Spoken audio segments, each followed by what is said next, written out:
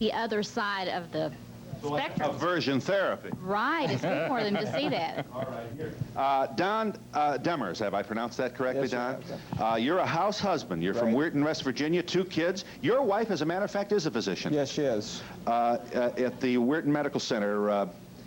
So, was this the way it was? But did you help her through medical school and all that stuff? I started staying home when she was a senior in medical school. Yeah.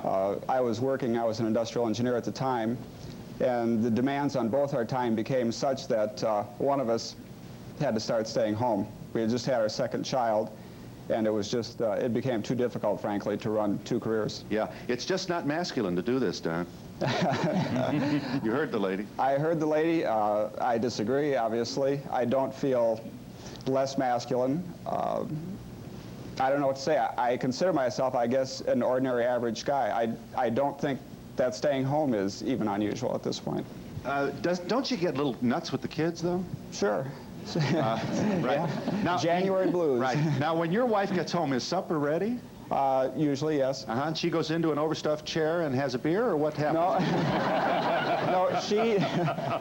cigar and everything. No, Yeah. she plays with the kids.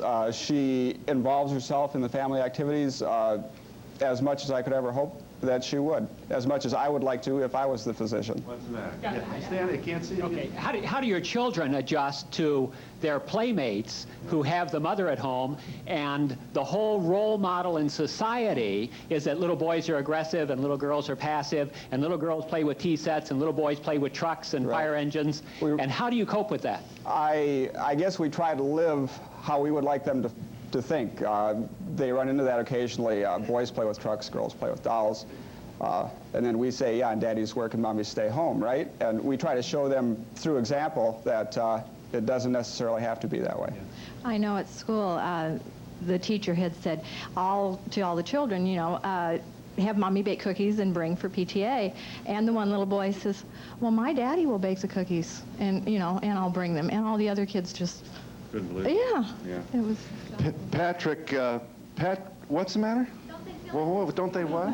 Don't you feel like you're missing something by being home? I mean, you're not with people, you're with the kids all day long. What kind of an existence? Is that how you feel? Gaining something. Wait a minute. I mean, What about the women who are at home? Are they... the same thing, but you're right. That's why I'm asking him, how could he be happy staying home? How could a man voluntarily enter into this kind of schleppy work? Right. This boring work that is not challenging and that turns your head into bubblegum after a while. Exactly. That's not true. Phil, we're getting to... Patrick Meckley, house husband, 4 children. Your wife is a math professor. Yes. Okay. I'm getting to see my children grow up, which a lot of fathers do not get to do. Right.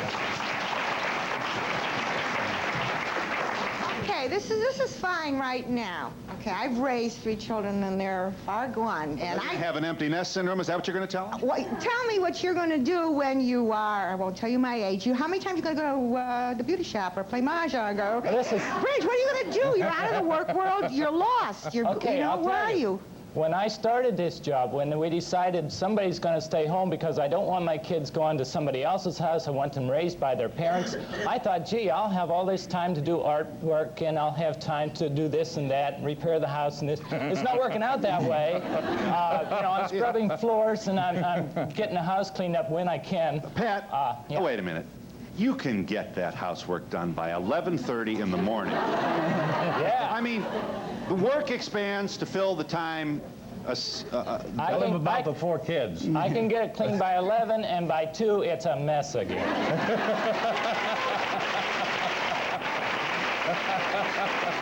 I just wonder, I used to work. Wait, hang on. I used to work, and now I'm at home because I have a baby. And I think it's real hard because you don't get a lot of stimulation. You're used to other people. You're used to hearing more news. And I think it would be an added pressure being a man when you're getting all the extra pressure from your friends and from your family and from your children. True. True. There are people, there are people who say, you know, it's written in the Bible that the man's got to work, and it's written in the Bible that the mother's got to stay home with the kids. Well, if they think I don't work with the sweat of my brow, they ought to see me scrubbing the floor, all right? Joseph Priest, house husband, Berrien Springs, Michigan, 2 children. And one on the way? Yes, Right. 3 weeks from now. Really? Are you having morning sickness, Mr. Reed? Your wife? No, but I'm getting a case of stage fright. That's okay. I know the feeling. Don't worry. Listen, I have it every day, and I'm... Here, okay, let me tell you. His wife is a senior systems analyst for a large corporation. Your wife has a good job, then. Yes. Right. And was this planned? Did it happen, or what? Well, part of it was planned, part of it wasn't. I, unfortunately, back in 1971, became seriously ill. I continued to work until 75 with the illness when doctors informed me that if I kept on, I wasn't long for this world, a matter of weeks. Really? So I quit. At that time, we had no children. And first we waited about a year to see if I was going to survive. Take your shot, Phil. Yeah, no. I admire your planning. This may be the first time in the history of our program that we've had a husband on who waited until he got an okay from the doctor regarding his health before he had a baby. But that's a good idea, and we're pleased to see that you are doing so well. So you had the child. Yes, doing very well. You had no setback with your health? No. Your labor was very short, I'm sure. Very. Okay. And then you had another baby. Virtually nothing, as a matter of fact. Yes, we've had a second. Our second child was severely handicapped and has been in intensive physical therapy since about a month after its birth for about 3.5 years now. Yeah, but that's got a happy ending, doesn't it? I mean, your own he's attention... doing a lot better, and believe me, I didn't have much time to be worried about the problems of being a house husband. Right. Could you ever go back to the old so-called rat race, Joe? Not safely and save my own life, frankly, no. Really? I was a radio station programs director, a nice, low-key, yes, sure. calm... With the average life of about 3.5 months Yes, for those guys. Fred Lewis, house husband, home businessman. You work at home. Yes, I do. Downers Grove, Illinois. 2 children. Your wife is a supervisor as well. Right. Good job. Right. Now, you're here to say, first of all, that you have 2 jobs then. You have you have 2 kids, and you also you discharge professional responsibilities from the house. Yes, I do. You all right? Everything okay? Fine. Fine. Come on.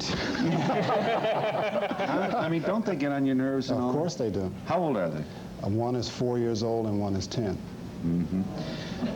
Now, what time, Fred, what time's your wife get home?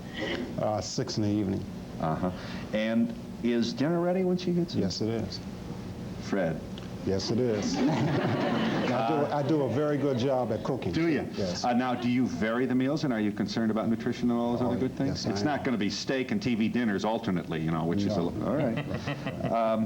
What's the big surprise for you, Fred? Was there any ambushes about this or anything you didn't expect? No. A lot of people are very surprised that I have a business at home. And I take care of the kids, and I cook, and I wash. I do all of those things. Didn't one of the kids was kind of loud and distracting at that age? Isn't that so? Did you have to get a sitter? Or? Yes, I do. I have a sitter now. Mm-hmm. So there was a 4-year-old girl. Yeah. 4-year-old girl. She talked an awful lot. Yeah. How do you feel? What? What kind of business he wants to know? Okay, I write resumes, and I'm an executive search consultant. So you help other guys find work, do you? Yes.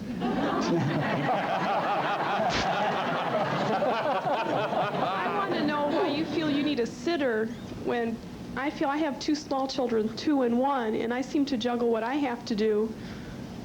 And I don't know what was your business inside the home? Yes, I write resumes, and I'm an executive search consultant. Why do you feel you need a sitter? 4 and 10, they're not that hard to handle. Can't they play with each other? Well, a 4-year-old, unfortunately, she will steal the show. Yeah. Well, she wants you to get rid of the sitter, Fred. That's, yeah. I was wondering, do you ever feel like you would rather go back to the everyday office thing than sit and do the housework? Honestly, Not me. Well, yes, certainly. There are a lot of days when when it would really be great to change places and put the white coat on and take off for the hospital in the Yeah, morning. there are days that all of us feel like that. We would like to be doing something that shows more end results No, I than don't. a continuous turnover in a home. I don't you know. really want that, though. I'm happy where I am. I'm really enjoying what I'm doing. All and right. I think I'm doing a very important job. And, you know, I could go out and I could get work tomorrow, but it would take that work to pay the sitters for poor children. Yeah. And, you know, I'm very happy with what I'm doing. And as long as my wife can support us, you know, when I get done with the children, I am going to do some artwork, and I am going to do Yeah, that's what all the women in our audience keep saying.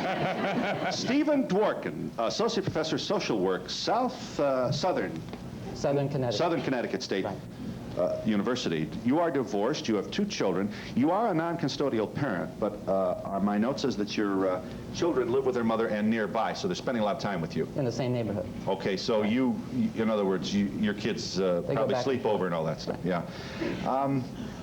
What's the first thing you have to have a value change to be happy with this, don't you? I mean, a male does. I think I'm the only person out there who's failed because I'm working and I have a home. I'm trying to juggle both.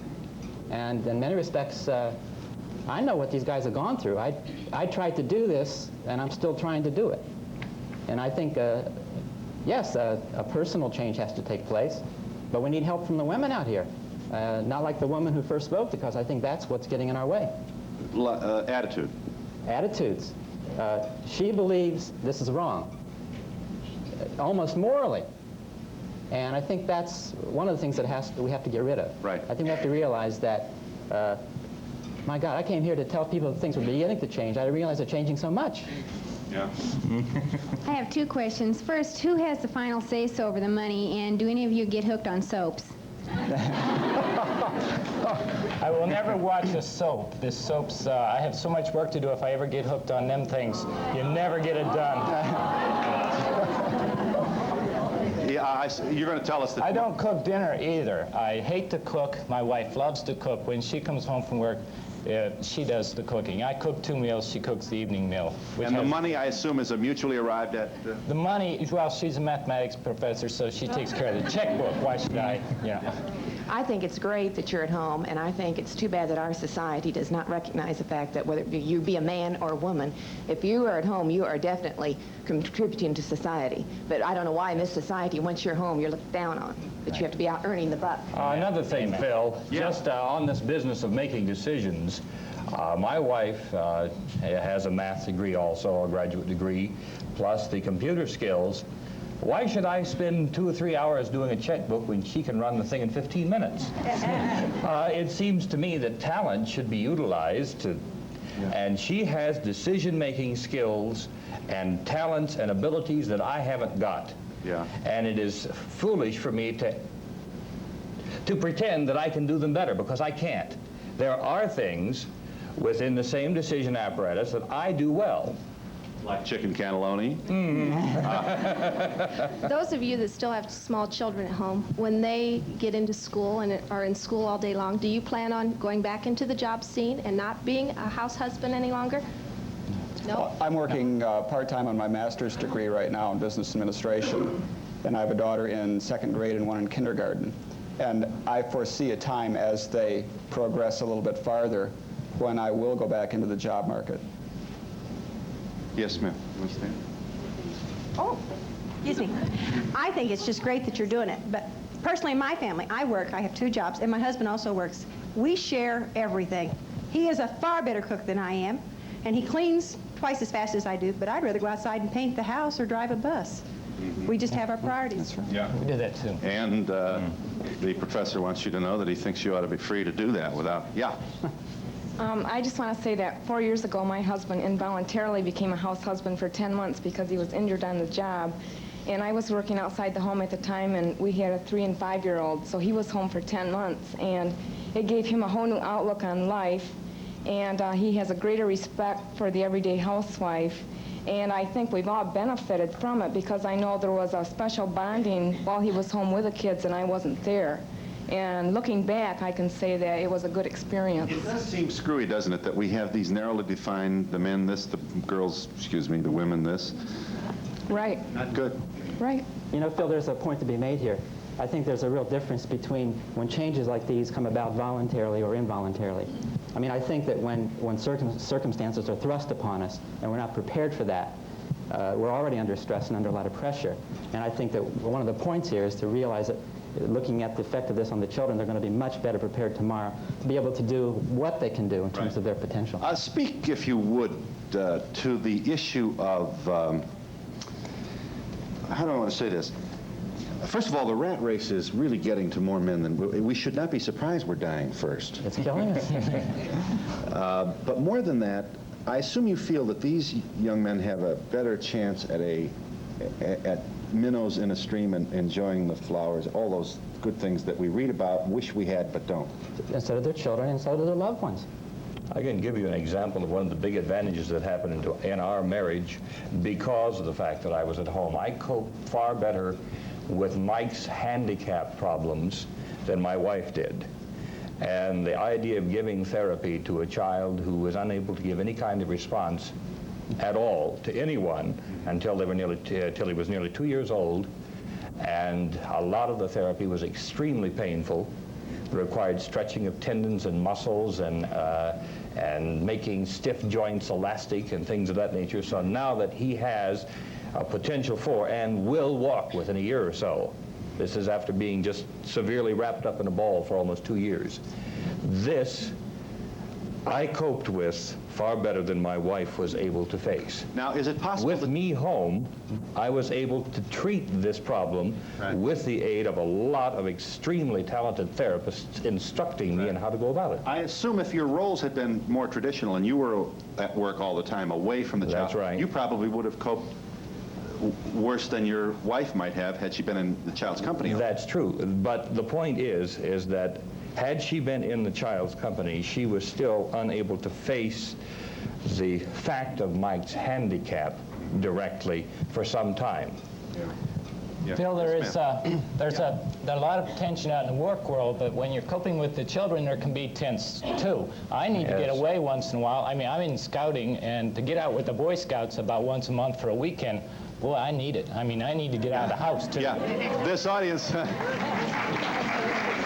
you won't be upset if this audience expresses some surprise that your idea of getting away would be going out with more kids. I have a question for the professor. Would you say that our society is fairly rigid in its role definitions for men and women? And also, I know of different societies where the women are the hunters and the aggressors, and I see that we're changing that in our own society. Do you think this is something that's come about because of that? Definitely. We are a very rigid-bound society. This is the women's movement in action right here, though. You have to realize this, in many respects, represents what's going to become more normal, so-called, 10 years from now. We won't be having this debate. It'll be normal. But will they be the sensitive, caring, nurturing people while the women are out there? They already are. But will the women become aggressive as a result of the marketplace experience? It depends upon... They already are. I think these gentlemen here are unusual. I don't think they're in the mainstream of what is really happening. I think society is changing very slow. What I'd like to know is most men go from their mothers' homes to their wives. Their mommies take care of them, and then their wives do. And I would like to know how you gentlemen learned all the organizational skills necessary or involved in managing a household. I learned them the hard way. It's not that much different from running a radio station. You have to, you take your organizational skills, you apply them to getting things set up so that you remember what needs to be done and when, and then you do it. Yep. It is not a question of whether it's a man's job or a woman's job. You get up in the morning and say, I love my family, this stuff needs doing, and it gets done. Do you use Clorox in your washer? Seriously, do you? When I need it. All right, okay, and you know how to put it in and what spin cycle and all I can that? repair the washer. Right. Do you use softener? If I need it. The easy kind in the dryer, of course. Oh, I see. You add it in the dryer. I add it in the washer. Fred, now if you don't know, do you? Yes, I use it. Yes, quite often. Yes, certainly. You know what you're doing, and the red stripe doesn't go into the tube sock white part, or most of the time. I haven't ruined clothes in 10 years. You haven't. Neither have I. All right, I'm sure you don't iron. Yes. Oh, You yes. do I iron. What do you iron? Everything that needs it. Kids' clothes. This shirt, for instance. You ironed that shirt. This shirt. This morning. You ironed this shirt?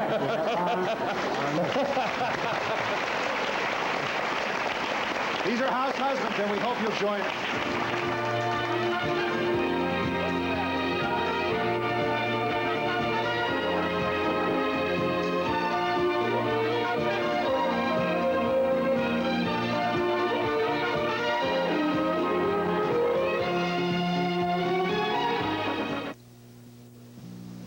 My most embarrassing moment with my dentures, my wedding day. I started to say I do and my upper plate nearly fell out. I thought I'd cry. That's when I got Super Polygrip. Super Polygrip gives a real firm hold and also helps keep food from getting under your dentures and irritating your gums. Since my wedding, I always use Super Polygrip. Super Polygrip helps keep food out, dentures in. I hate to cry at weddings. Kool-Aid, Kool-Aid, tastes great. Remember your first Kool-Aid stand? My brother made sure the whole neighborhood knew about ours. Today, my kids are in business. Super fruity flavors! We make Kool-Aid unsweetened with just the right amount of our sugar. Costs about 1/4 the price of soda, has vitamin C. The whole block loves it. Just like when I was a kid. Kool-Aid is the one for kids. Kool-Aid brand soft drink mix. At Bishop's, you'll find something good for every taste.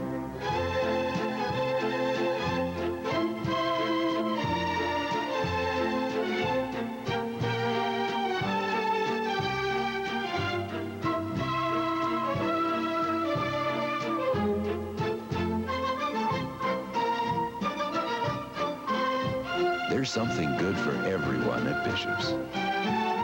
Come eat with us soon. Money problems. We all have them. Families all across the country are bogged down with high monthly bills and nothing left over for extras. But there is help with a homeowner's equity loan from Lender's Mortgage. You can consolidate your bills into one low monthly payment, or you can borrow for any reason. Remodel your house, send your kids to college. Call now, 1-800-233-0800. It's easy. Call Lenders at 1-800-233-0800.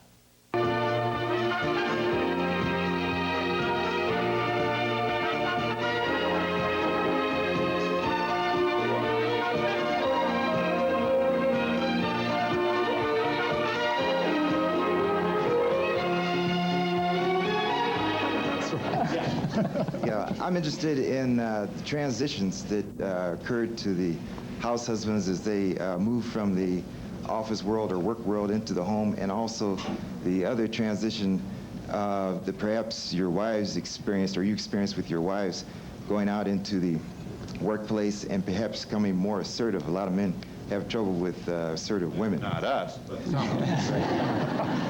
What do you think, Fred? Well, first, I had a problem. I was not doing it voluntarily.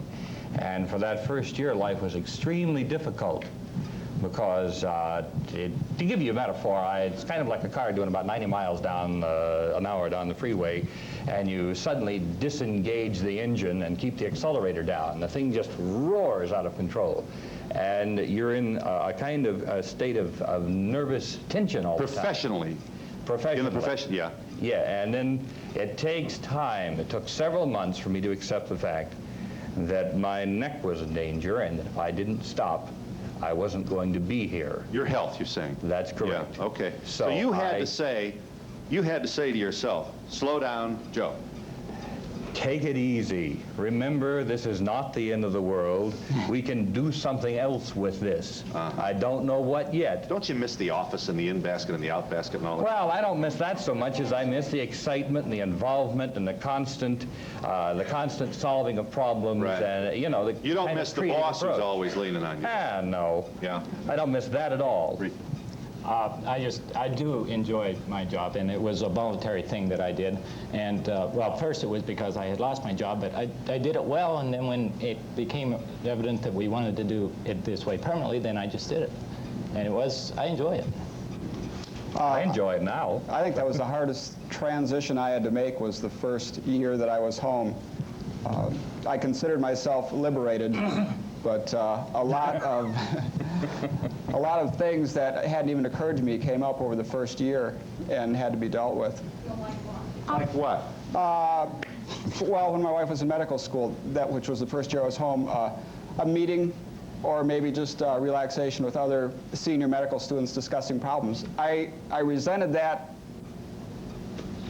because you mean like at night? At night, right. Honey, I can't make it tonight, I've got a meeting. Right, or a class discussion or whatever. That would kill me. It bothered me, and it bothered me when she did it, although when I was working, it didn't bother me all that much when I did it. The man who was ill and had to quit work and go home, now that you have children, isn't the stress just as great? Not in the slightest. It's an entirely different structure. It is not a deadline stress in the same sense that when I was working as a programs director, I had split-second deadlines all day.